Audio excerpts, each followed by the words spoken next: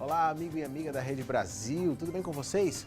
Comigo tá tudo ótimo e fica ainda melhor com a sua companhia, é claro. Estamos começando ao vivo mais um programa Assunto do Dia nessa quinta-feira. A gente vai falar sobre prevenção de acidentes de trânsito. Fazer um trânsito mais seguro e melhor é uma responsabilidade que deve ser dividida entre motoristas, motociclistas, por quem anda de bike e também pelos pedestres, enfim, por todo mundo. Então vamos falar sobre esse importante tema.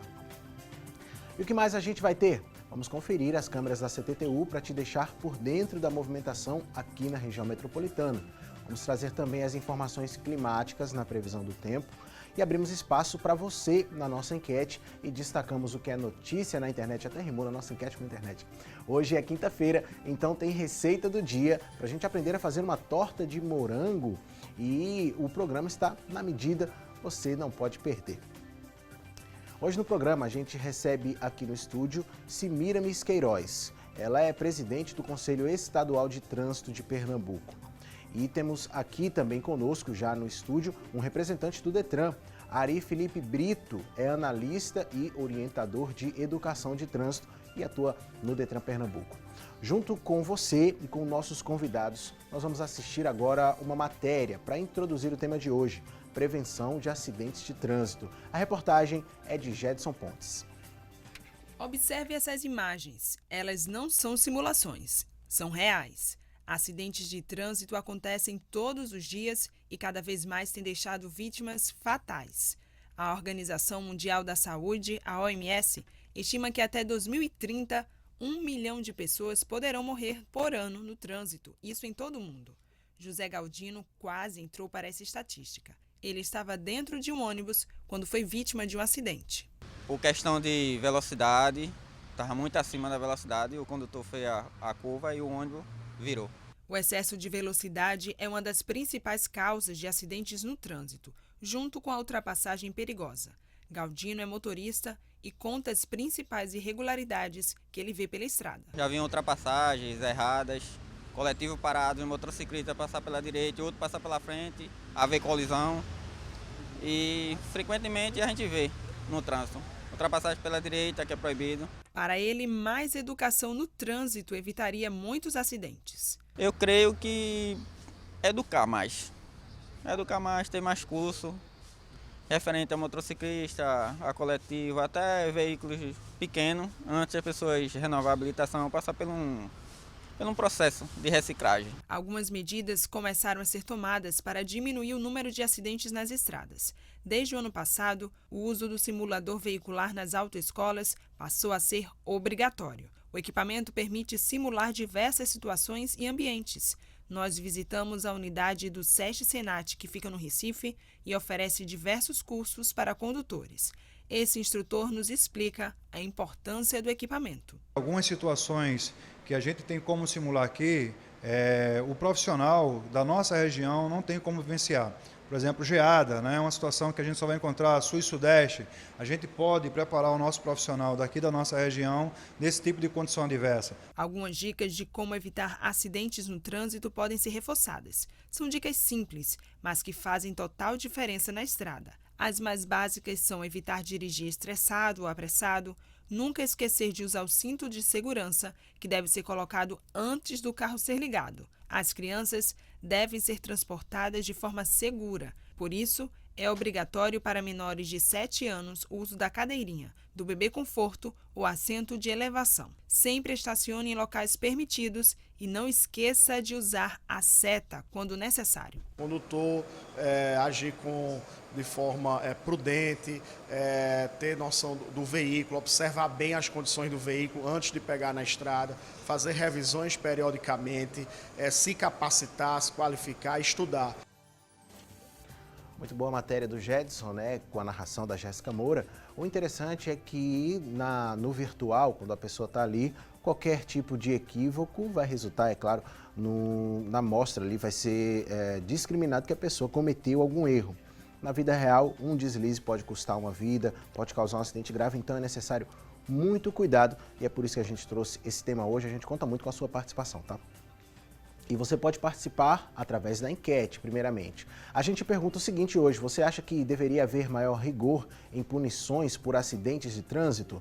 E aí você pode responder ligando para a nossa produção 3424-1977 ou você pode acessar a nossa fanpage no Facebook, facebook.com/assunto do dia. E via WhatsApp também você pode responder a enquete, mandar um comentário ou mandar uma pergunta através do número 99418-1206. Como a gente viu na matéria, segundo dados da Organização Mundial de Saúde, que é a OMS, esses dados aí estão dando conta de que o número de mortos nas estradas em todo o mundo pode chegar a 1 milhão por ano até 2030. E o Brasil tem o quarto pior desempenho do continente americano no que diz respeito a acidentes de trânsito.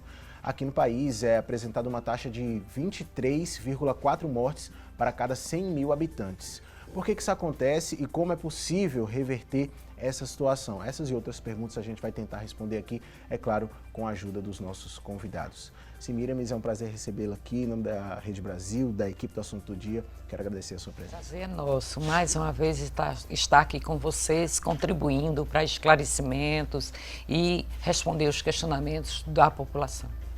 Ari, muito obrigado também, o orientador que veio representando o Detran aqui. É um prazer recebê-lo. Bom dia, Guilherme. Obrigado mais uma vez pelo convite, né? Estamos aqui à disposição. Olha, vamos começar falando sobre essa questão da quantidade que a gente tem de acidentes. O governo e várias iniciativas privadas também têm tomado aí algumas medidas para tentar diminuir isso. Mas o que dificulta seria principalmente o fato de o condutor brasileiro ele ter uma conduta, muitas vezes, de desatenção no trânsito. Será que aquela questão da gente achar que nunca vai acontecer com a gente é um dos problemas que tem que ser combatido? O que nós percebemos, Guilherme, é que a população descumpre a legislação de trânsito, certo? E ao descumprir a legislação de trânsito, embora reconheça e sabe que aquilo é proibido, mas se aventura, como você disse, olha, não vai acontecer comigo, é um momentinho só, então eu vou fazer uma ultrapassagem de forma indevida, até um estacionamento na esquina que permite que o outro não visualize a via, quem vem na outra via. Então, isso tudo é um fator preponderante para que aumente o índice de acidentalidade no trânsito. Então, a gente tem que cumprir a legislação de trânsito, a forma de educar quem tem habilitação, quem dirige no trânsito legalmente, ele sabe o que não deve fazer. Apenas ele não tem essa conscientização, porque a educação não é só o conhecimento, é a conscientização, e a gente não vê tanto isso no Brasil. E interessante, Ari Felipe, é que muitas vezes a gente tem, eu digo no senso comum de uma forma geral, o bom motorista talvez é aquele que chega rápido no destino, né? Isso tem que mudar, porque o bom motorista é aquele que dirige com segurança. Isso. Nós temos uma questão aí que é cultural, né? Que o trânsito ele é um reflexo da cultura do país. Então, quando você tem um povo que respeita as normas, que dá valor à educação, então a gente vê que a gente precisa refletir sobre esses valores. Onde nós temos aqui na nossa sociedade a questão de ser esperto, ser veloz, né? A pessoa, muitas vezes o motorista se sente bem, passei na frente daquele, deixei o outro para trás. Sim. Então, assim, muitas vezes colocando em risco a vida de outros. Então, a gente precisa passar por uma reflexão social, a gente precisa de uma mudança de cultura, né? Não é à toa que assim, os países mais desenvolvidos já fizeram essa mudança, hoje eles têm um patamar de segurança bem maior, apesar do acidente de trânsito ele não ter assim, discriminação, ele tanto acontece no país subdesenvolvido, no país pobre, como no país rico, agora bem menos no país rico, por toda essa questão de infraestrutura, mas a questão cultural ela está muito presente como um fator determinante no acidente de trânsito. Gente, velocidade é importante, né? Inclusive em muitos trabalhos, em muitas atuações profissionais é necessário que os motoristas dirijam, sejam rápidos aí, mas a segurança tem que estar sempre em primeiro lugar.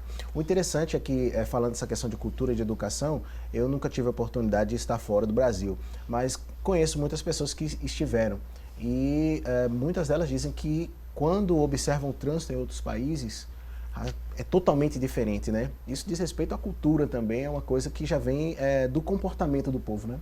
Com certeza. Eu acho interessante que as pessoas que vão para fora do país, elas se comportam devidamente nos países desenvolvidos e faz alarde de que lá é bom, lá é maravilhoso, lá existe uma segurança ao andar nas vias, certo? E quando chega aqui faz exatamente o contrário, certo? E é aquela sensação de que você assim, eu ter o documento de habilitação é um direito meu.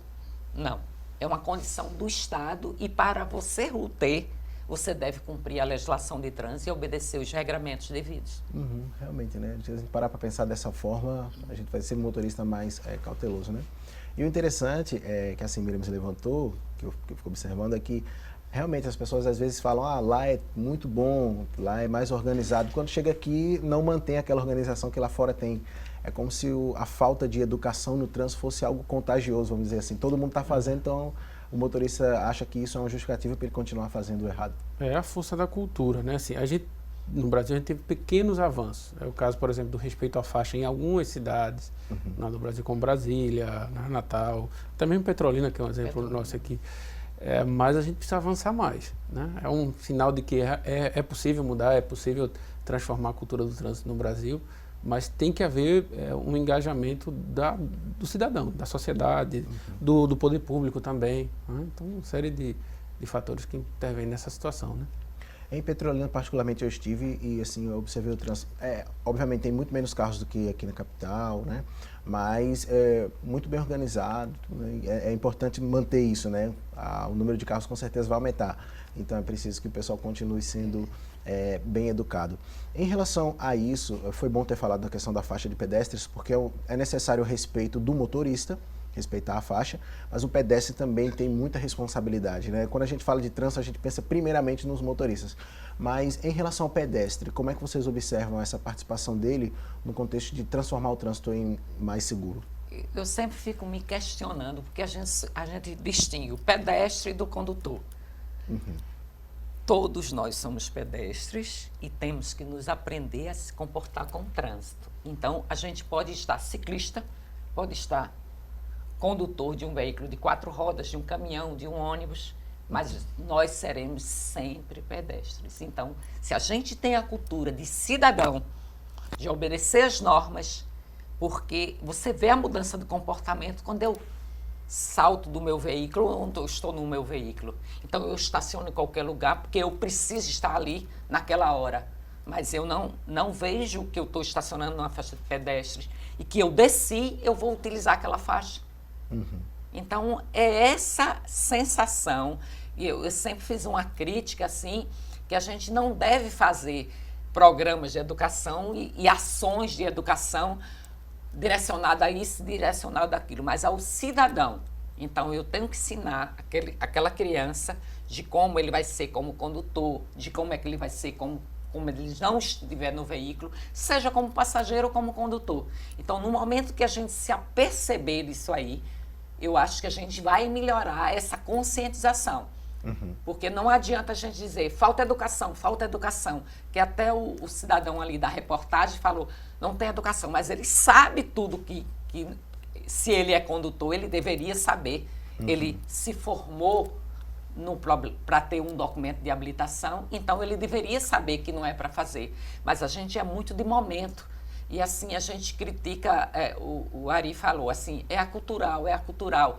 Então, a gente acha, na realidade não é a crítica do que ele pontuou, mas a gente desculpa o nosso comportamento dizendo que é a cultural. E a forma de dizer que todo mundo está fazendo, né? A gente precisa tirar essa vestimenta de que é um problema de cultura, então a gente vai aceitando porque é um problema de cultura. Então a gente precisa, e na realidade é isso, porque a gente desculpa. Não, é porque aqui no Brasil é um problema cultural e a gente precisa tirar essa vestimenta e a gente levar a sério, como bem colocou o nosso Ari aqui, funcionário do Detran, na área da educação. O nosso pensamento, Ari Felipe, eu acho que deve ser o seguinte, a gente deve observar da seguinte forma. Bom, realmente aqui no Brasil muita gente não respeita as leis de trânsito, mas eu devo respeitar e tentar fazer um trânsito melhor. O maior número de pessoas que pensar assim vai contribuir cada vez mais para a gente ter menos acidentes e tudo mais. No Detran, no Departamento de Educação, a gente pensa que a educação ela é um instrumento de transformação de cultura. Né? Então, assim, como você mesmo colocou, não dá para a gente ficar aceitando. Você identificar o problema, lógico que é a questão cultural, é a questão de infraestrutura, tem uma série de fatores que cooperam, que concorrem para a ocorrência do acidente de trânsito. Mas a gente não pode se acomodar e dizer, eu vou, como a doutora Samira estava falando, assim, o cidadão, ele sabe a norma, ele sabe. Não é uma questão de que ele não estudou, ele passou por uma autoescola, ele tem, claro, tem níveis diferentes de conhecimento, mas ele não cumpre. Por quê? A norma para ele não está legitimada. Para um grupo social, para uma pessoa legitimar uma norma, ele precisa entender, primeiro, a importância daquela norma, que aquela norma é um bem para ele, e o passo final da legitimação é você compartilhar com o seu grupo social. Então, quando eu tenho essa consciência, então eu introjetei a norma, sei que é importante para mim, e eu vou compartilhar com outros. Então, esse salto é importante. Tem um escritor norte-americano, não me lembro agora o nome, mas ele disse que se você trabalhar num grupo social e conseguir sensibilizar 20%, você consegue a transformação daquela sociedade. Não é? Porque é o poder multiplicador, né, da transformação. Então é possível. Né? Agora a gente precisa parar e refletir como somos nós, como é o povo brasileiro, como sou eu. Né? Será que eu tenho que me adequar àquilo ali? Tenho que permanecer no mesmo erro a vida toda? Os acidentes crescendo, o problema do trânsito aí, o gasto financeiro, social, o custo financeiro e social muito alto. Né? Se fosse, até já tem estudos, né, do IPEA que mostram assim, quanto aproximadamente 1 ou 2% do nosso PIB vai todo ano assim, embora com o custo por acidente de trânsito. É uma situação bem complicada, né? O interessante que eu acho também é que muitas vezes a pessoa que está correta no trânsito, ela mesmo se cobra quando ela vê que está todo mundo tomando uma atitude errada, parece que ela se sente prejudicada, né? Mas, rapaz, eu estou aqui, está todo mundo seguindo na contramão, por exemplo, para adiantar. E a pessoa vai também, né? Porque não quer ficar para trás. Isso é uma coisa que, infelizmente, vou falar de novo, é uma questão cultural que a gente fala tanto esse jeitinho brasileiro.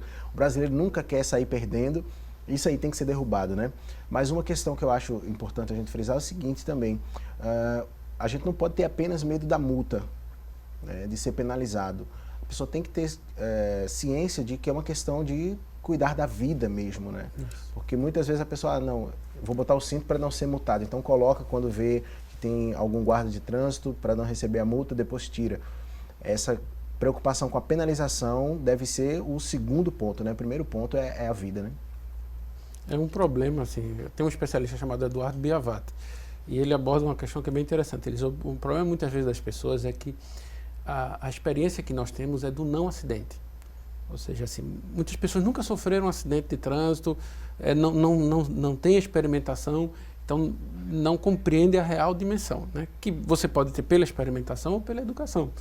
E aí muitas vezes a pessoa, isso é besteira, segurança é besteira, para que eu vou usar o cinto, vai amassar minha roupa? E assim, começa a colocar uma série de desculpas, entra a questão da esperteza também. Eu me lembro quando o código foi renovado em 98, né, entrou em vigor o novo código do CTB, né, e as matérias de televisão, a mídia colocando o cidadão lá vestindo uma camisa do time de futebol com a listra preta para enganar o agente. Meu Deus. Né, porque o agente de longe via ele e achava que ele estava com cinto, e ele se achando o máximo porque estava ali. Então, assim, esse tipo de comportamento, de pensamento que a gente precisa quebrar, que a gente precisa mudar, a gente precisa avançar, evoluir, né? Não sai daí que já a gente volta.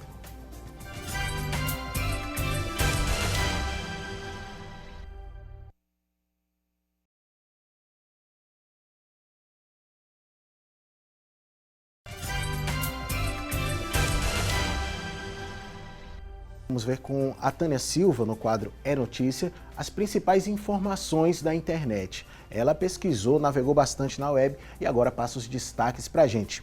Olá, Tânia. Oi, Guilherme. Para você, ótima quinta-feira.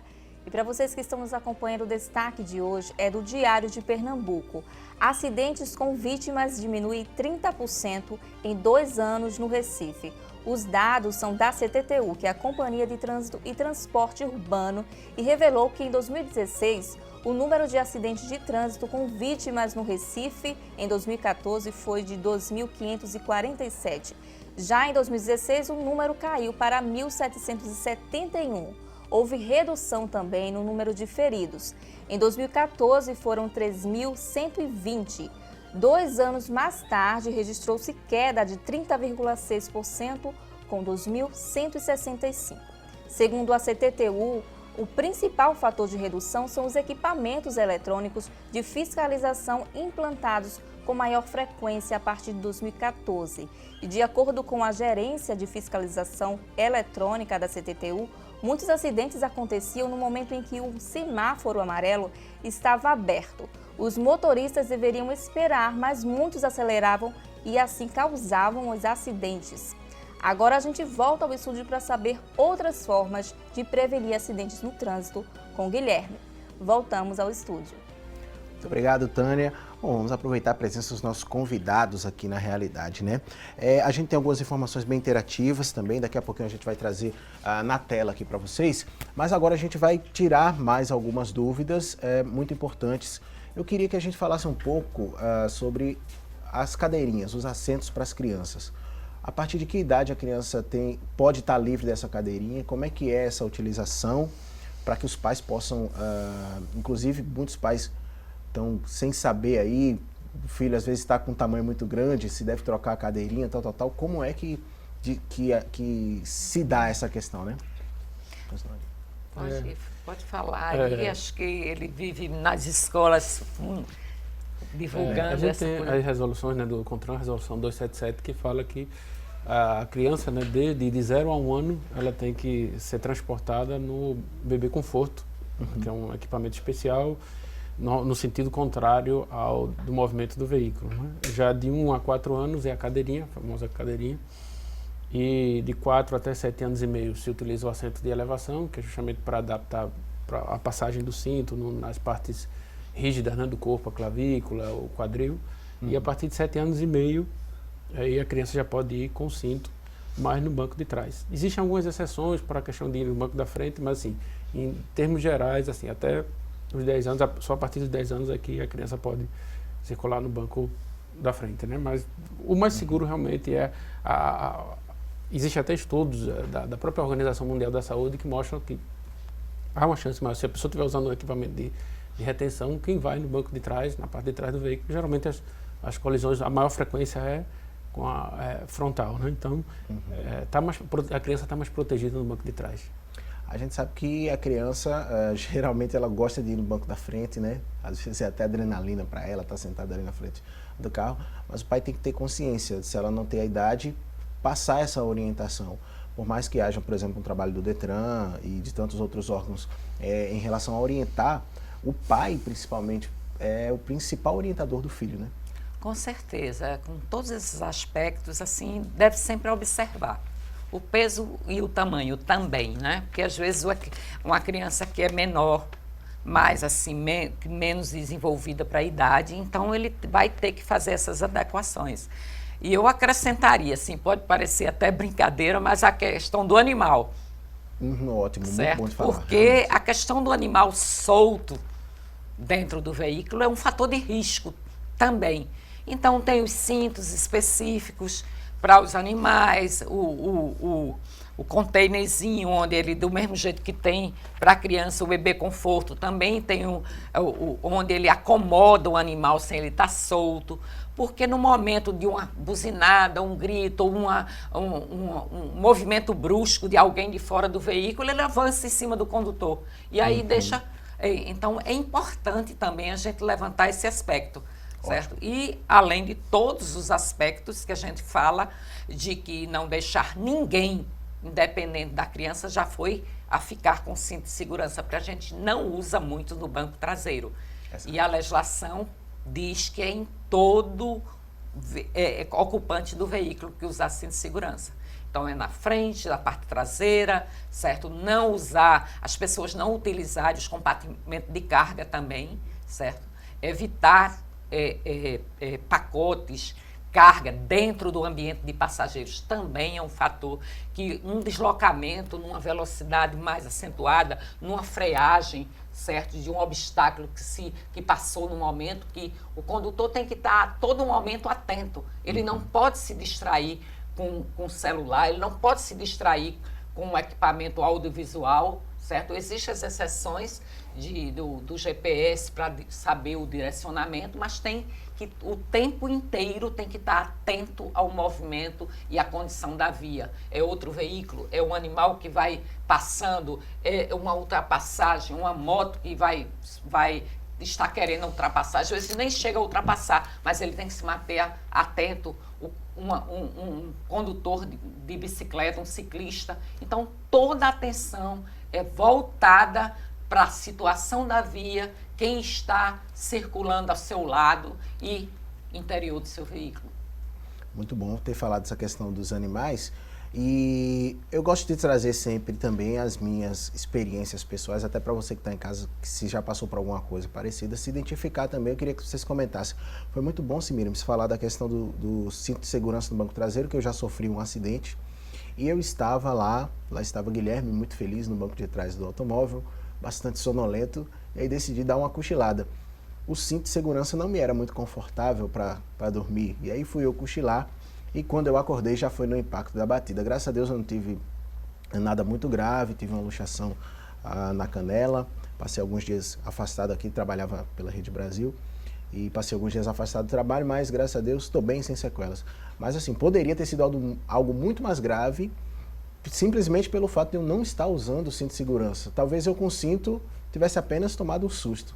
É por isso que é importante a pessoa usar o cinto de segurança no banco traseiro, né, também. A gente tem exemplos assim que são ícones, né, assim, marcantes na nossa sociedade. Há um tempo atrás teve uma morte de um cantor e a namorada dele que ia num carro super seguro, mas estavam os dois sem cinto e assim, quem estava na frente estava com cinto, ficou protegido e eles foram arremessados para fora do veículo. Tem um pesquisador que diz assim, você pode escapar da lei de trânsito, mas da lei da física você não escapa. Realmente. Somos todos nós sujeitos. Então, assim, às vezes pode não ter fiscalização, mas na hora de um acidente, as leis da física, da inércia, vão estar presentes ali. Né? Então, é como só acrescentando, né, Ari? É o uso de forma adequada e devida. Porque nós tivemos, não sei se foi exatamente o companheiro do Daniel, o cantor, que ele arriou o banco, estava usando cinto de segurança e no momento do acidente foi vítima fatal, né? Porque o cinto, de forma inadequada, ele inclinou totalmente o banco para dormir. Então, houve, se eu não me engano, foi o companheiro do Daniel. E assim a gente tem visto outros acidentes sob o uso indevido do cinto. Então, não é só de estar com cinto. A mesma coisa o capacete, né? Também. O capacete de forma adequada, certo? É o cinto de segurança, aquele condutor de motociclista, já que o objeto do programa é evitar acidentes de trânsito, ele esteja com os equipamentos individuais de segurança, certo? Sempre está vestido, porque a gente hoje, por uma falha até da formatação, da definição dos equipamentos de segurança individuais e a vestimenta. Então, a gente não pode estar com chinela de dedo. Então, usar sapato fechado quando estiver dirigindo um veículo de 2 rodas, seja ele qual for, e calças resistentes, a gente sempre orienta, mas assim, insistentemente, para quem faz uso da profissão, tanto o mototáxi como o motofretista. Mas a gente orienta o cidadão comum que vai ao trabalho, utiliza o transporte como meio apenas de deslocamento, também atente para isso, evite dirigir descalço, evite dirigir com sandálios e sapatos inadequados, né? Tanto o condutor como o passageiro. Então, são todos esses elementos que a gente pontua aqui, que devem ser preservados para evitar um acidente. A gente sempre pergunta nesse contexto, né? Não foi comigo, mas nós desafiamos se ele não conhece alguém da família, um amigo que foi vítima de acidente e até por imprudência. Já que não foi com a gente se lembra de quem foi. Eu, por exemplo, eu tive uma mãe que foi vítima de acidente, faleceu vítima de acidente de trânsito também na Caxangá. Há muitos anos atrás, eu tinha 18 anos. Então, são coisas, e fora os amigos nossos, né? Com certeza. Os parentes, os conhecidos que sofreram, pessoas, né? Que escaparam de um acidente de trânsito. Foi muito bom ter falado da questão dos motociclistas. Não dá pra gente falar de trânsito sem falar da questão das motos, querendo ou não. É meio de transporte mais vulnerável e muitas vezes a pessoa diz, vou comprar moto, mas é só para ir para o trabalho e voltar para o trabalho. Não, é perigoso.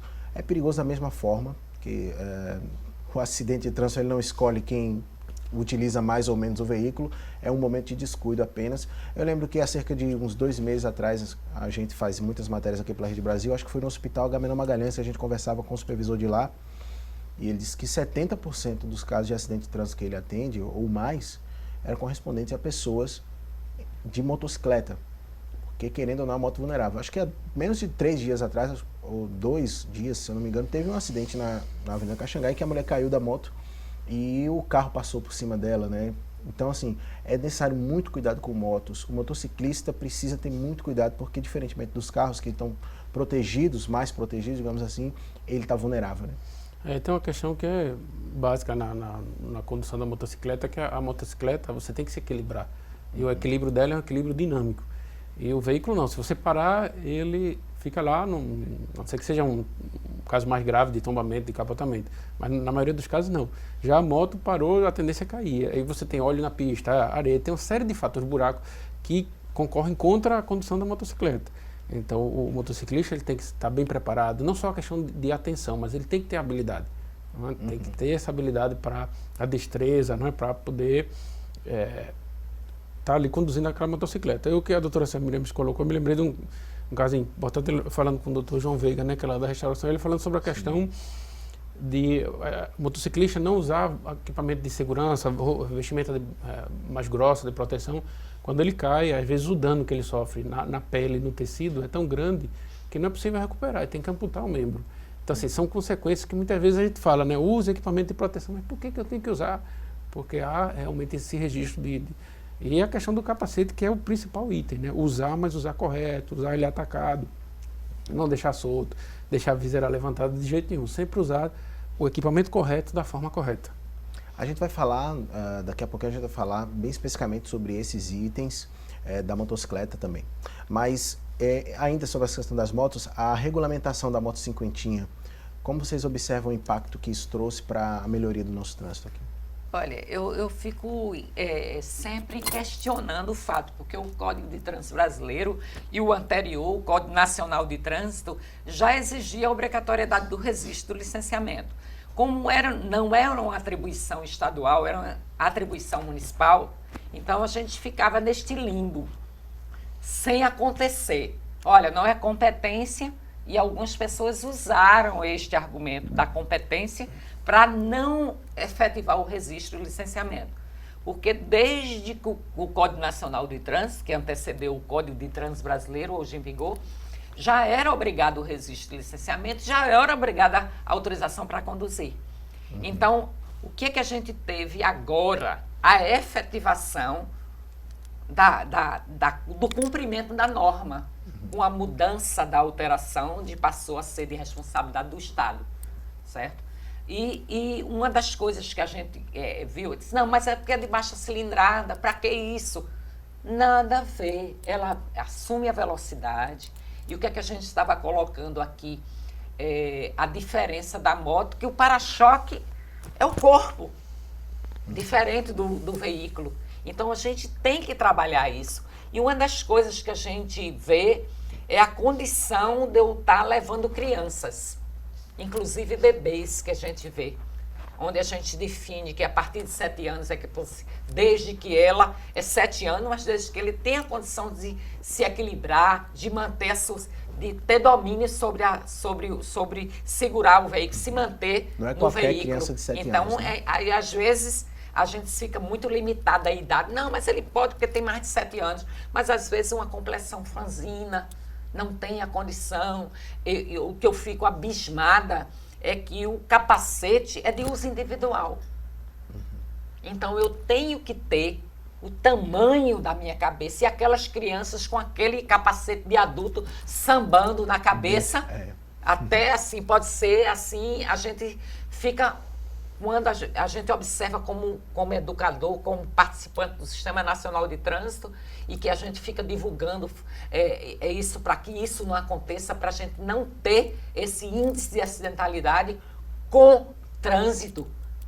Então, a gente vê a não preocupação dos pais. Chegou um vídeo pelo WhatsApp que uma mãe estava numa cinquentinha sem... Eu perdi esse vídeo, que é interessante para a gente mostrar.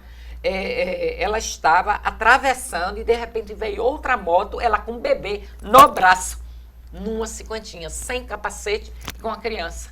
Então, ela caiu sentada, ainda bem. E no momento que ela foi ser socorrida, as pessoas pegaram o bebê, que ainda ela não soltou o bebê. Então, são essas coisas que a gente faz e a ONU, né, a Organização Mundial de Saúde, define trânsito não tem acidente, é um evento, porque eles são evitáveis. Então, a gente já acostumou a fazer trânsito, acidente de trânsito, mas é um evento que pode ser evitado.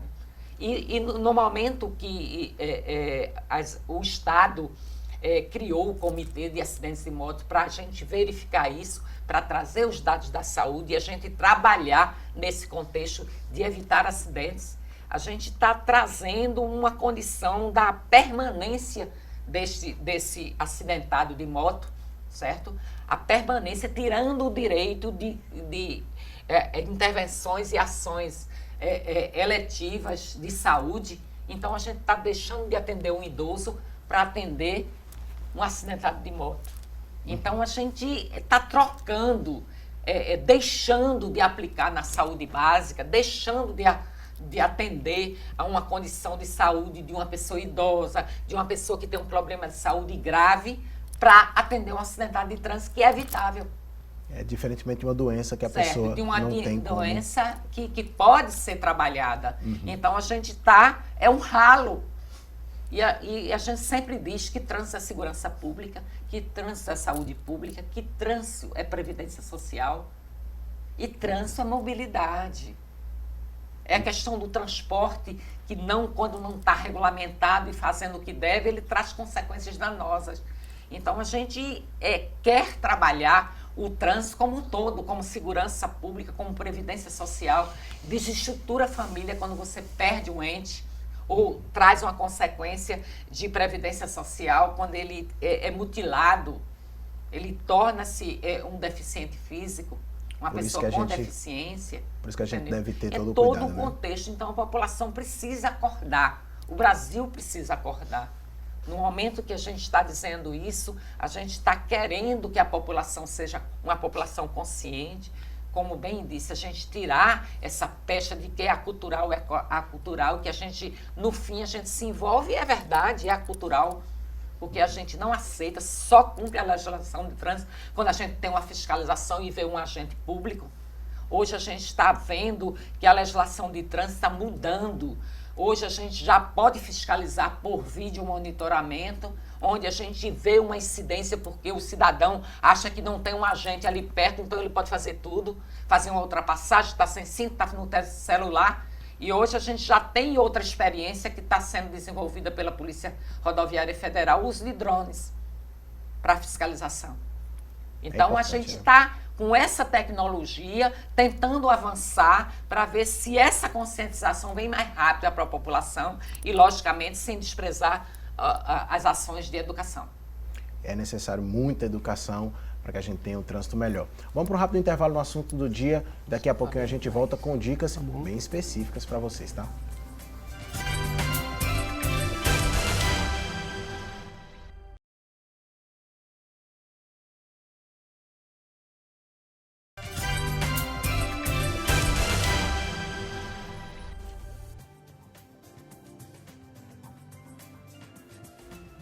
Voltamos com o assunto do dia. Nossa produção separou algumas orientações que estarão aqui na tela e os nossos convidados irão comentar conosco. São dicas de prevenção de trânsito, tanto para condutores de veículos, como também para pedestres e, enfim, para todos nós levarmos em consideração.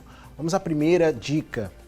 Cheque sempre se seu veículo está em boas condições. É importante, principalmente para quem vai percorrer longas distâncias, fazer aquele check-up no carro e saber, né, se realmente o carro está em boas condições, né? De uma forma geral, não se limitar só ao visual, Amortecedor, freio, se o cinto está funcionando, se está com os documentos do veículo em dia também, para evitar atropelos, certo? E, de uma forma, manutenção, o óleo do carro, tudo isso são essas pontuações que a gente tem que observar. Às vezes a gente vai para uma estrada e o amortecedor está com problema. Pneu, então, isso né? é um fator de risco para uma caso de um acidente, de um buraco na rodovia. Então, é de uma forma geral. Porque, não, mas o carro tá. Eu lavei o carro, eu mudei o óleo, então não pode ficar só nisso. E o documento do veículo, a carteira de habilitação, se está em dia, porque às vezes é descoberto quando está na estrada que a carteira está vencida. Então, são coisas assim, neste contexto que a gente tem que observar antes de seguir viagem. Além, logicamente, da questão de não beber, né? Que a criança também, que às vezes tem enjoo, alguém da família, e aí também tem que estar com a alimentação. Até o animal, às vezes a orientação é de que não alimente no momento que menos de 1 hora ou 2 horas de viagem. É bom perceber Antes tudo da isso para não viagem. ter nenhuma distração, né, durante a viagem. Vamos para a próxima dica, gente. Não dirija com sono ou cansaço. Ari Felipe, é muito comum, principalmente em caminhoneiros, a gente ouvir falar que o caminhoneiro dormiu, tal. É esse pessoal que trabalha assim com cargas exaustivas de trabalho, às vezes com metas para cumprir. É necessário que eles tenham muito cuidado também, porque o sono pode gerar um problema muito grande, né?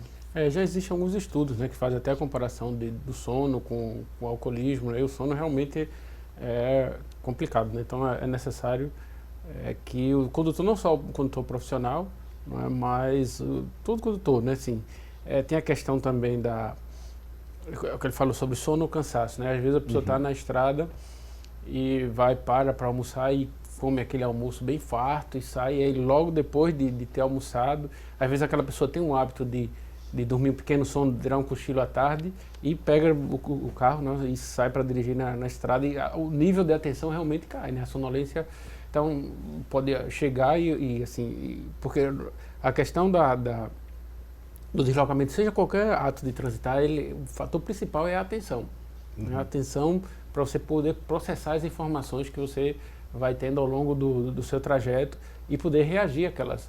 Se você tem a sua capacidade de atenção reduzida, seja por sono, seja por alcoolemia, seja pelo uso do celular, seja por estresse também, né? Que às vezes a pessoa está com um problema muito sério e sai para dirigir e a mente dela fica tomada com aquele problema, ela está vendo, mas ela não está percebendo. Né? Então, a capacidade cognitiva, né? A atenção tem que estar 100% aguçada para ele poder executar corretamente aquela tarefa de conduzir um veículo, de transitar de uma forma geral. Né? A orientação, se o motorista está com sono, seria encostar o carro em algum lugar mais próximo e seguro para poder dar uma descansada, dar uma cochilada, mesmo se estiver com o tempo apertado? Com certeza. Às vezes é uma família que vai passar, por exemplo, pegar a estrada para ir para uma localidade, ou praia, ou fazenda, o que for, e assim, a gente quer chegar logo. Então, a gente precisa ir no tempo necessário. Se parou para almoçar, dar uma descansada, uma caminhada antes de voltar para a direção do veículo. Assim, normalmente a gente orienta quem vai com crianças não dirigir à noite para uma eventualidade. Então, de preferência, é muito mais seguro dirigir durante o dia, certo? E ter o intervalo de descanso, como a Ari falou. Vamos para a próxima orientação, use sempre cinto de segurança. Essa aqui a gente já frisou bastante, mas só relatar o seguinte, né? É importante usar da maneira correta também, como já foi dito. Tem muitos motoristas que às vezes botam só a parte de cima do cinto, e isso não vai impedir que numa batida, por exemplo, ele não venha a ter problema mais grave, né?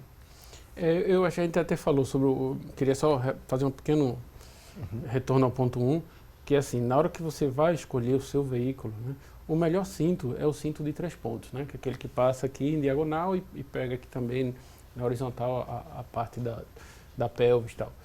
E muitas vezes assim, a gente tem, existem dados estatísticos, o brasileiro quando ele vai escolher o carro, ele escolhe muito pela beleza.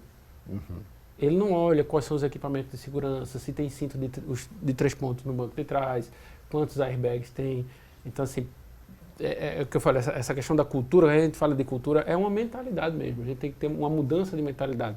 Então eu vou escolher o carro dentro daquela faixa de orçamento que eu tenho que procurar o carro que é mais seguro. Né? Então às vezes você tem carros que são do mesmo modelo, tem um que tem cinto de 3 pontos atrás e o outro do mesmo modelo não tem. Às vezes acontece, o fabricante, até por uma redução de custo e tal. Então assim, cabe à população começar a exigir esses itens de segurança, ter como prioridade, né? Não só o item, mas saber usá-lo corretamente. Porque realmente a prioridade muitas vezes é a beleza em primeiro lugar, né? Como a gente falou, assim como a velocidade, às vezes é importante você chegar num local cedo e rápido, é importante a segurança, ela está em primeiro lugar, isso também com a beleza do seu carro, né? Vamos para o próximo tema aqui, já que a gente já falou bastante sobre o cinto de segurança. Respeite velocidades máximas permitidas pelas vias e sinalização. Essa é de extrema importância, né? Até mesmo quando você esteja com muita atenção, se você estiver em alta velocidade, não vai dar para você reagir a uma situação adversa e vai acabar causando um acidente, né? É o tempo de reação mesmo, numa eventualidade, certo? Então é preciso que toda a atenção seja redobrada no cumprimento da sinalização de velocidade, principalmente em áreas urbanas, porque a qualquer momento um pedestre desavisado, um animal, certo, pode atravessar a pista. E aí, se você for numa velocidade muito alta, o tempo de reação, de frenagem é preocupante, certo? Que às vezes acontece um acidente em função disso aí. Então, o cumprimento da velocidade já está em algumas cidades. Aqui nós temos a Zona 30, certo? Em São Paulo houve uma diminuição de acidente nas vias marginais e teve uma redução do índice de acidentalidade. Com essa nova gestão, voltou-se a velocidade, já teve um aumento considerável dos acidentes. Então, isso é uma prova de que a velocidade é um fator preponderante para a segurança no trânsito, se você se conscientiza que aquela velocidade está ali, marcando, é para você cumpri-la. E além de todo o contexto que você deve ter atenção. Por falar em atenção, a nossa próxima dica diz respeito a isso. Atenção aos pedestres. A gente poderia trocar esses pedestres aqui por atenção a tudo aquilo que está na via também, vamos dizer assim. Eu lembro de uma situação recente, nós estávamos na delegacia do Varadouro, com a equipe da Rede Brasil, e um cachorro estava na calçada. Ele estava observando ali o momento que ele ia atravessar e a gente começou a comentar, olha, aquele cachorro ali vai gerar algum acidente. E aí o cachorro, obviamente, ele não era muito... Vamos denominá-lo aqui de Beethoven, né? O Beethoven estava lá na esquina querendo fazer a travessiazinha dele. Como ele não entende muito bem o semáforo, ele pensou que estava num momento bacana e ele foi atravessar. O motorista, para livrar do cachorro que vinha no carro, ele atingiu um motociclista. E o Beethoven seguiu o caminho dele, mas o motociclista foi hospitalizado, né? A gente não deu sequência, não seguimos a ambulância para saber para onde ele foi levado, mas ele, inclusive, graças a Deus, não teve nenhuma fratura, esse motociclista. Mas, às vezes, você está prestando atenção a tudo que está, os carros que estão ao seu lado e tudo mais, mas até um animal você precisa prestar atenção. Isso é uma coisa que os orientadores devem passar muito, né, Ari? Quando a gente cita, a doutora Semira Miceli até citou a questão do Zona 30, às vezes a gente cita os exemplos de países desenvolvidos, porque assim, você tem que se espelhar no que é melhor, no que está dando certo. Então, a OMS ela coloca como o fator principal dos acidentes de trânsito a questão do excesso de velocidade, né? A velocidade ela é necessária para o deslocamento, mas é o excesso de velocidade. Os países mais desenvolvidos, eles colocaram, por exemplo, nas rodovias você tem uma velocidade maior. Quando você entra na área urbana, geralmente reduz para 50 km por hora. Em área residencial e área que tem muita circulação de pedestre, cai a velocidade para 30, às vezes 20. Né? Então, assim, é necessário que exista esse controle da velocidade pela questão que se o motorista tivesse vindo a 30 km por hora, ele não teria colidido com o motociclista. Realmente essa questão da atenção é necessária, mas a redução da velocidade vai ajudar muito no tempo de reação, na possibilidade do motorista poder acionar o freio, poder evitar um dano maior. Pode até ter um dano pequeno, mas geralmente numa velocidade mais baixa ele vai conseguir reagir a tempo. Então vamos ter atenção, tá bom, gente? Não apenas aos pedestres, mas a tudo. Vamos para a próxima dica, a produção já pode colocar. Motociclistas devem usar capacetes obrigatoriamente. A gente já falou sobre isso, mas tem alguns outros itens que podem também facilitar para que, num momento de acidente, o motociclista ele tenha o mínimo possível de problemas, de ferimentos. Só que o pessoal não é muito adepto a esse tipo de comportamento. Mas seria o ideal usar, por exemplo, protetores para cotovelo, para os joelhos? Seria aconselhável isso, já que não é obrigatório? Com certeza, assim, então, o máximo de proteção. É interessante porque tem um especialista que fala que a segurança ela trabalha para minimizar a ocorrência de acidentes, que é o que a gente quer, né? Não ter acidente, e os danos materiais e pessoais. Então, assim, o cinto de segurança, ele não evita o acidente, mas evita o dano. Então, assim, quanto mais protegido, como foi citado pela doutora Semiramis, assim, o motociclista, ele joga com o corpo dele. É o corpo dele que vai receber o impacto. E é interessante porque o país que mais se destaca, se alguém quiser pesquisar, o telespectador quiser pesquisar, o país que mais se destaca no mundo em segurança de trânsito é a Suécia. E um dos princípios, eles têm um programa amplo chamado Visão Zero. Primeira coisa, eles dizem, olha, nenhuma morte no trânsito é aceitável. Então, eles trabalham para reduzir ao máximo. É claro que é muito difícil zerar as mortes, mas eles têm um índice mais baixo. Eles só perdem para uma ilha lá da Oceania, mas a taxa de mortalidade deles é 2,8 por 100 mil habitantes, enquanto no Brasil é 23, 21, está nessa faixa. E eles, no programa deles, eles dizem, olha, o corpo humano é frágil. Então, você partindo desse princípio, dessa mentalidade, você vai reduzir a velocidade, você vai usar os equipamentos para proteger o seu corpo, né, que está ali, como a gente citou, né, caso de amputação de membros, por não estar usando os equipamentos de proteção. Né? E assim, agora tem um detalhe que é importante, que a gente coloca em educação, olha, a gente está passando informação, mas a vida é sua. Quem decide o que fazer é você. Agora, não dá para depois que acontece a fatalidade, o dano, a lesão, se eu soubesse, não. Hoje em dia nós vivemos na era da informação, tem uma gama de informações na internet, nos órgãos públicos, está aí a legislação para ser consultada. Lembrando só a questão do motociclista, né, circulando sem capacete, ele já era suspensão do direito de dirigir.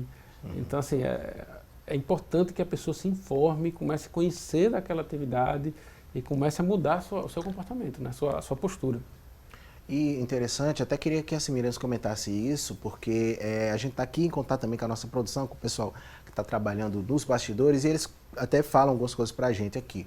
E o Paulo Rieder, que é nosso operador de áudio, estava comentando sobre essa cultura que existe em relação, não a todos os motociclistas, é claro, mas assim, a moto é uma questão de liberdade, todo mundo acha muito bacana a utilização da moto, e muitos grupos de motociclistas acham interessante as manobras que é possível de se fazer com as motos e tudo mais. Quem entrar nessa achando que nunca vai ter nenhum problema, pode se complicar. É necessário muita responsabilidade, nem tudo que as pessoas fazem nos circos ou nos shows de acrobacias, a pessoa deve repetir na rua. É muito comum a gente ver as pessoas empinando motocicletas por aí e tem muita gente querendo fazer isso, obviamente que não é aconselhável, né? Com certeza. Eu queria apenas complementar a questão do uso do capacete. O que a gente tem observado é de ver a questão se o capacete ainda serve para a utilização. Porque não adianta em fazer a encenação. Se ele caiu e teve dano no capacete, ele tem que ser substituído. Isso é fundamental para um motociclista. Porque às vezes dizem, mas eu estava de capacete. Será que o capacete era adequado, estava em condições de uso para proteção?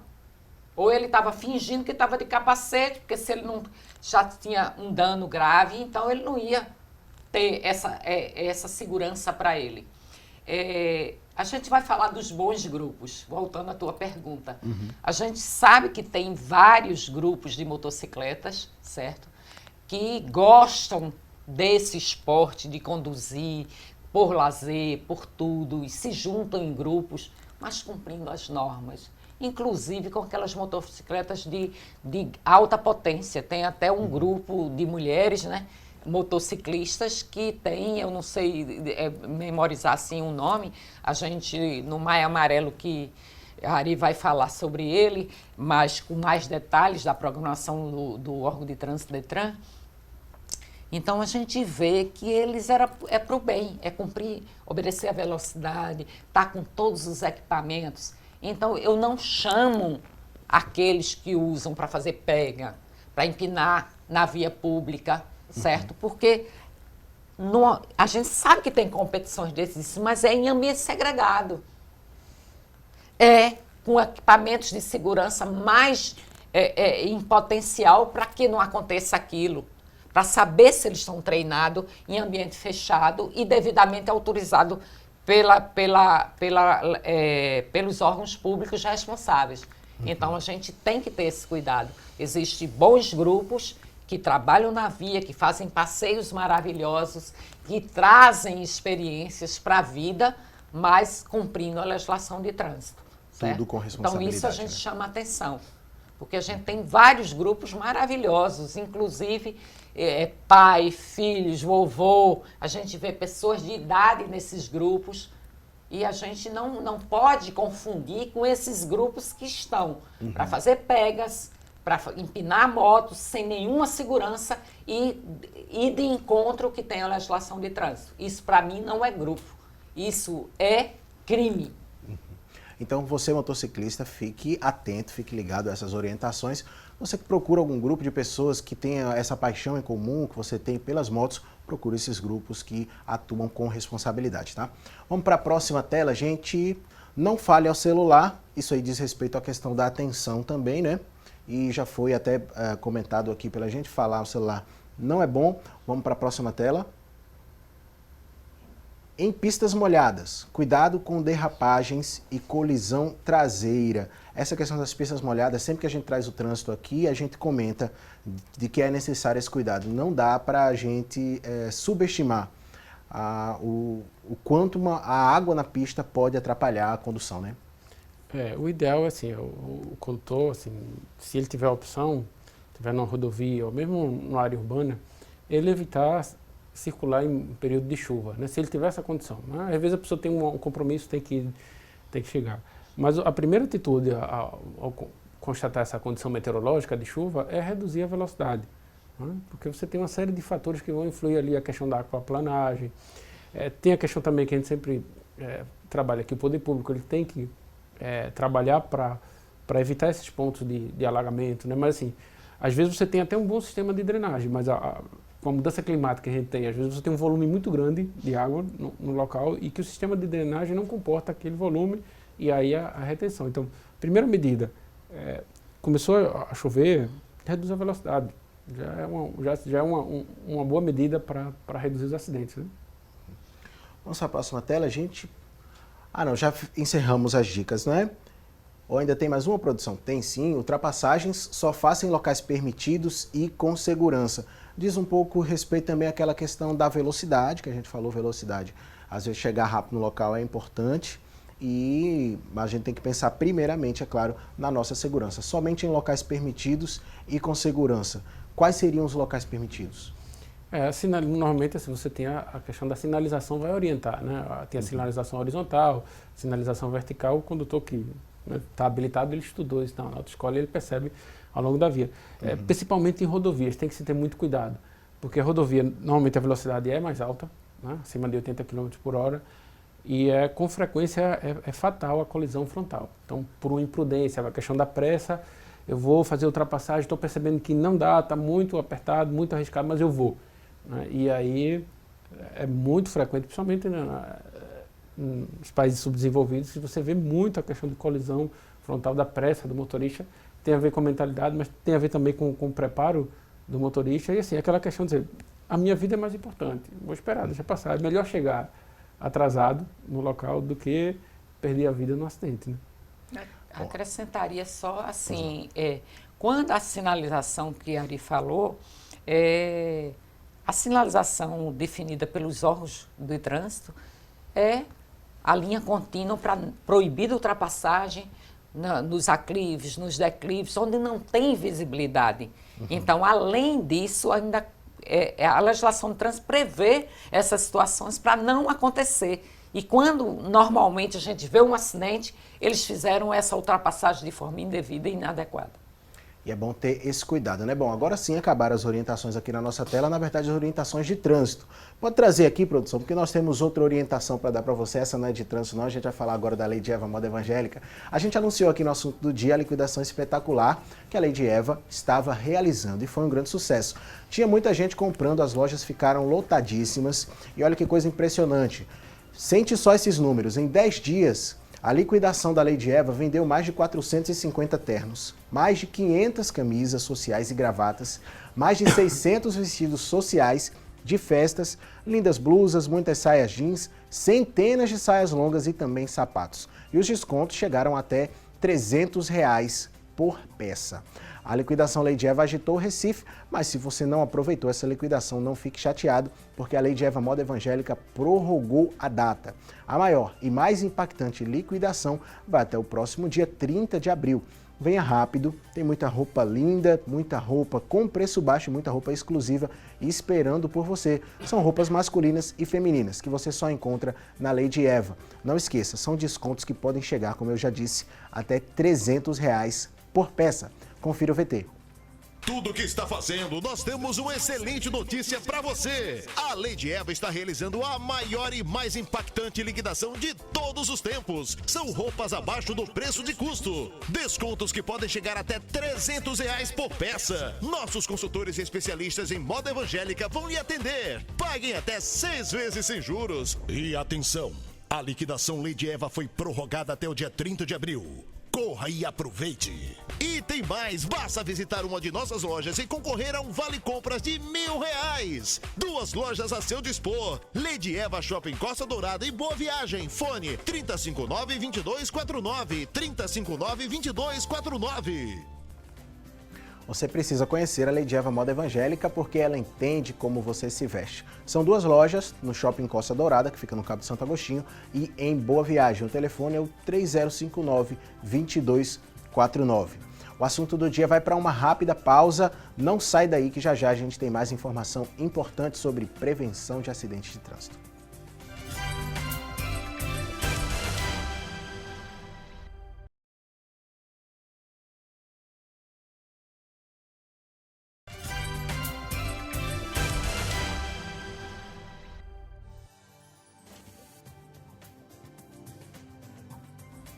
Voltamos para o último bloco do assunto do dia dessa quinta, com imagens de William José, Josval Gomes e Paulo Daniel aqui no estúdio com a gente. Fora uma equipe enorme que trabalha nos bastidores para levar o programa até você. E agora vamos aprender a preparar uma torta de morango no quadro Receita do Dia.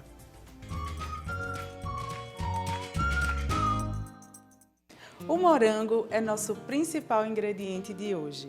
Então, para você que é apaixonado por essa fruta deliciosa, nós vamos aprender hoje uma torta de morango. Então, pegue papel e caneta e anote essa receita bem direitinho.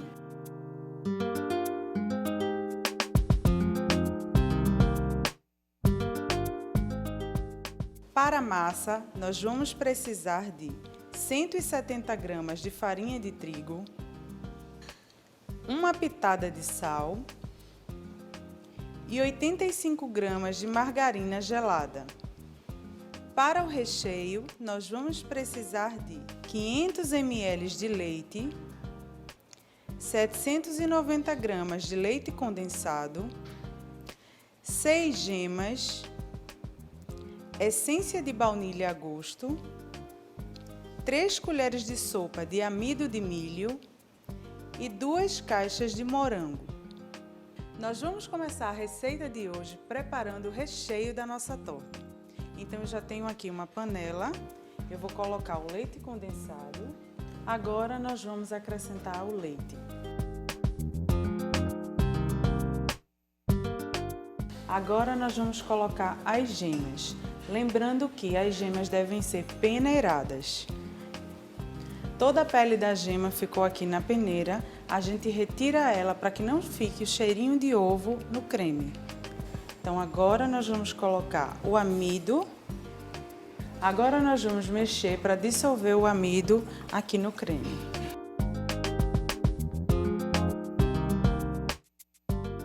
Já dissolvemos, agora eu vou acrescentar a essência de baunilha.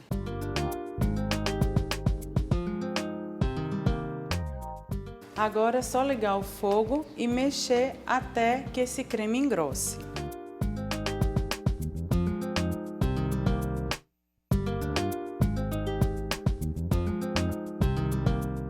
Como vocês podem ver, o creme já engrossou. Agora eu vou deixá-lo esfriar e a gente vai começar a segunda etapa da nossa receita, que é a massa.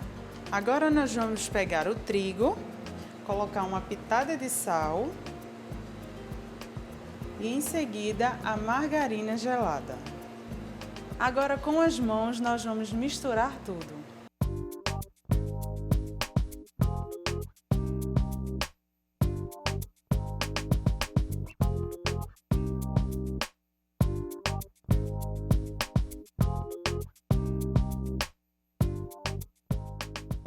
Nossa massa já está pronta, agora nós vamos precisar de uma forma de fundo falso para moldar toda a massa. Então aqui eu já tenho uma forma de fundo falso, como vocês podem ver, e eu vou moldar a massa em toda essa forma.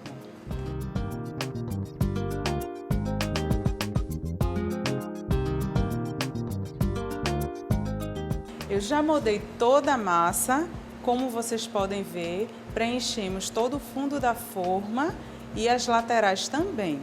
Agora nós vamos levar para o forno para assar por 180 graus. Lembrando que antes você deve pegar um garfo e fazer furinhos em todo o fundo da massa. Agora vamos levar ao forno 180 graus pré-aquecido por aproximadamente 15 minutos.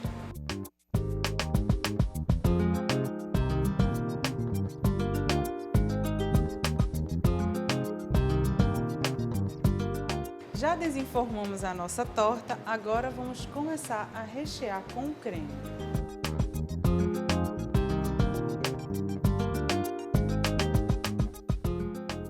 Agora nós vamos colocar os morangos, mas antes precisamos cortá-los na horizontal. Então eu vou retirar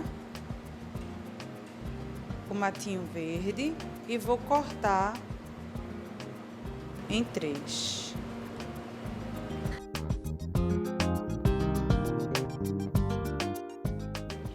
Agora nós vamos montar na torta, formando uma flor.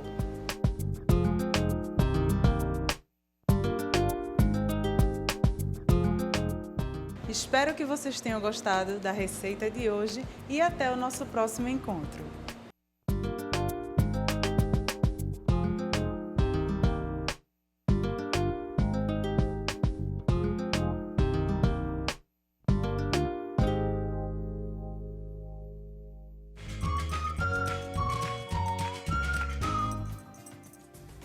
Bom, dá água na boca, né? Mas com as dicas da Luciana Luna fica fácil da gente reproduzir em casa essa receita. É claro que aqui a gente passa muito rápido, você não conseguiria fazer nesse tempo. Mas você acessa a nossa fanpage facebook.com/assunto do dia. A receita vai estar lá para você poder fazer aí na sua casa e a nossa equipe aguarda o seu convite para a gente ir degustar junto com você. Olha, vamos para mais um momento importante aqui do programa, são as oportunidades de emprego no quadro Há Vagas.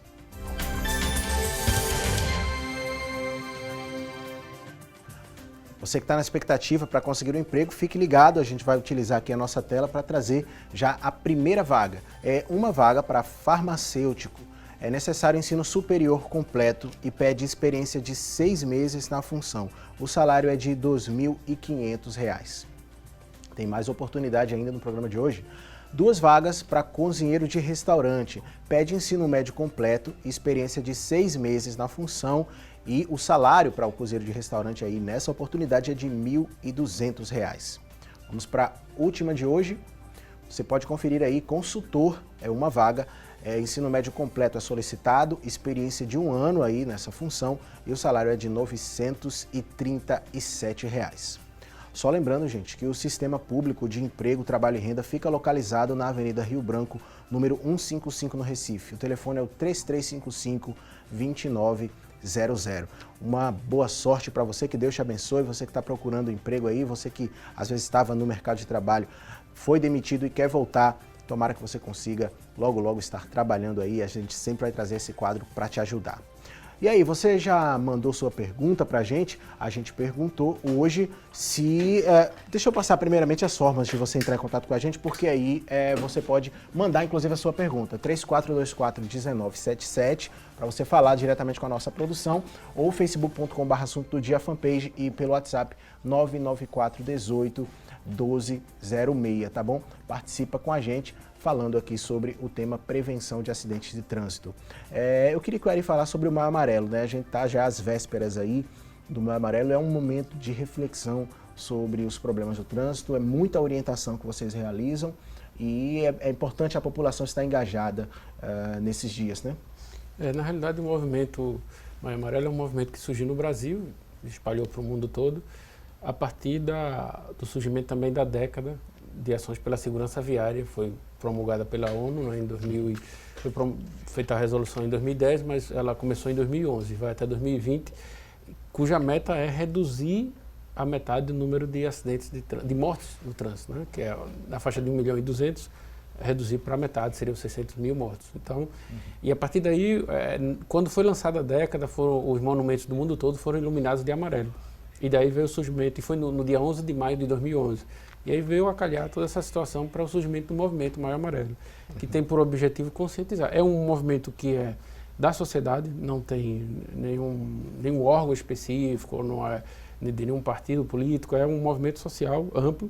E o Detran PL adere a esse movimento, assim como outros órgãos também, com ações educativas, em shoppings, em vaga prioritária, blitz educativa, ações em escolas. Então, assim, tem uma gama de ações bem amplas que é para lembrar a sociedade, assim como existem outros meses também de alerta, como Outubro Rosa, Novembro Azul, existe o Maio Amarelo, que é para que as pessoas comecem a refletir, comecem a mudar a sua mentalidade. É um mês em que a gente foca muito nessa questão de lembrar as pessoas, de fazer elas perceberem a importância da vida. Voltando àquilo que é o programa Visão Zero da Suécia, assim, nenhuma vida perdida no trânsito é aceitável. É porque a gente olha às vezes friamente para o número, 20 por 100 mil, no Brasil morrem de 40 a 60 mil, mas o Brasil tem muitos habitantes, mas só a morte de um parente nosso a gente já aí a gente sente, né? Na pele. Então, assim, é importante que durante esse mês as pessoas possam, né, estar refletindo, e mais do que refletir é mudar a atitude, que é o mais importante, né? Semiramis, o que você acha do Maio Amarelo, esse momento de conscientização? Eu queria também que você pudesse falar assim, acerca do quanto é importante a gente debater esse assunto nos mais diversos níveis de faixa etária. Como tem os trabalhos escolares também, com as crianças e com os adolescentes, os jovens, a gente vai estar trabalhando o trânsito melhor para o futuro, né? Com certeza. Todo o Sistema Nacional de Trânsito está incluído os órgãos de trânsito, os conselhos, todo esse contexto é para trabalhar a mudança de comportamento e a gente, com foco no cumprimento da legislação, e dar conhecimento na legislação e fazer com que a criança já aprenda desde a infância, mas lá embaixo até a fase adulta. E a gente está tendo um trabalho, todos os órgãos de trânsito, o Detran tem também um trabalho que se soma a toda essa ação do Maio Amarelo, e há vários anos a gente tem a questão do programa de educação de trânsito junto às escolas. Então, a gente trabalha os agentes educadores, que são os professores, a gente traz isso para uma realidade da criança, certo? E a gente tem obtido, assim, exemplos muito bons. Normalmente, o depoimento de alguns pais, né? Se assim, olha, eu estava estacionando, pai, não pode estacionar aqui, não pode ultrapassar. Quer dizer, a gente está vendo isso. A gente não tem, assim, uma força na questão do Ministério da Educação nosso, no país, de trazer como uma matéria obrigatória. Mas a gente inserir em todas as matérias a questão trânsito, a questão mobilidade, a questão da segurança do transporte como um todo. Então, isso é uma união que a gente trabalha nesse sentido. E a gente precisa trazer esses bons exemplos de fora, de outros países, que a gente divulga tanto quando viaja, a gente trazer para uma realidade no nosso país. Que a gente não quer que aconteça essas vítimas de acidentes, principalmente os sequelados, e o contexto desse problema em relação às famílias, né? que destrona a família. Quando o ente foi sequelado, quando o ente faleceu. Então, a gente não quer isso para o nosso país. E a gente tem que fazer esse trabalho de formiguinha no dia a dia. E não quando acontece uma catástrofe, um acidente fatal. Olha, aquele acidente foi triste. Então, se a gente trabalhar para que não aconteça nenhum acidente no dia a dia nosso, então a gente não vai só para a televisão quando acontecer uma fatalidade daquela. Certo? Então a gente tem, nós educadores e que trabalhamos como trânsito, ficamos tristes quando a preocupação só existe quando acontece um acidente. Então a gente vai falar da tragédia. A gente não quer falar da tragédia.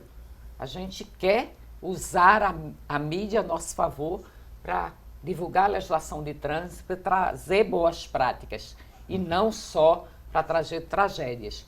Então, é esse o objetivo do Maio Amarelo, é esse o objetivo maior de todos os órgãos de trânsito, de trazer essa conscientização para a população e não só na fiscalização. Tem fiscalização, eu cumpro. Não tem, eu não cumpro, eu não faço. Eu preciso de ter um agente público ali para me penalizar, para eu ter essa consciência. Eu acho que a gente tem que acabar com isso, trazer outra forma de conscientização do dia a dia, do cumprimento da legislação de trânsito como um todo, não só com o trânsito, mas as boas práticas, a gente precisa delas. É isso que a gente almeja como Sistema Nacional de Trânsito. É um detalhe importante também, Guilherme, só colocando, sobre o que a doutora Samira me contou, que é, assim, sem a participação social, a gente não vai ter mudança. Então, o objetivo do Maio é sensibilizar a sociedade. Ou seja, não basta só os órgãos de trânsito, o poder público tentar obrigar a sociedade a cumprir. Claro, o poder público tem o seu papel, mas assim, a sociedade tem que entender que a mudança passa pela participação dela, uma participação ativa, realmente, né? E querer mudança. Onde a gente teve mudança, Brasília, Petrolina, João Pessoa, Natal, houve a participação da sociedade. A sociedade, como se diz, comprou a ideia e disse, não, vamos fazer, vamos mudar. Né? Então, é importante que a sociedade se sinta como parte da solução e não só esperar que o poder público vai resolver tudo. Parte de cada um de nós, né? Gente, vamos rapidinho para o resultado da nossa enquete. A produção já fechou questão quanto a isso. Você acha que deveria haver maior rigor em punições por acidentes de trânsito? 79% dos telespectadores responderam que sim e 21% responderam que não. Muita gente acredita que com mais rigor a gente vai realmente reduzir e muito os números de acidentes. A gente espera que aconteça isso. A gente sabe que não é apenas a punição que vai fazer com que o número diminua. É necessário, como a gente já viu aqui, educação no trânsito e por isso que a gente passou essas orientações. Semiramis Queiroz, presidente do Conselho Estadual de Pernambuco, muito obrigado pela participação. A gente agradece também ao Ari Felipe Brito, analista e orientador de educação de trânsito do Detran de Pernambuco. Foi um prazer recebê-los aqui. Obrigado. Amanhã a gente tem assunto do dia, ao vivo, às 9h30 da manhã. Eu conto com você. Obrigado, equipe, por mais um dia de trabalho. Você fique ligado na Rede Brasil e a gente se vê.